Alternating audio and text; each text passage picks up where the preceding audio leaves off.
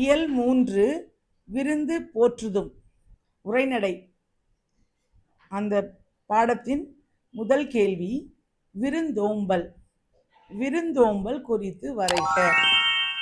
விருந்தோம்பல்னா என்ன?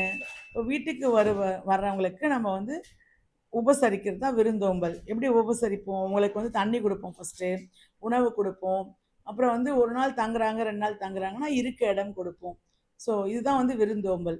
ஸோ நம் வீட்டிற்கு வரும் விருந்தினரை முக மகிழ்ச்சியுடன் வரவேற்று அவர்களுக்கு உண்ண உணவும் இருக்க இடமும் கொடுத்து அன்பு பாராட்டுவதே விருந்தோம்பல்.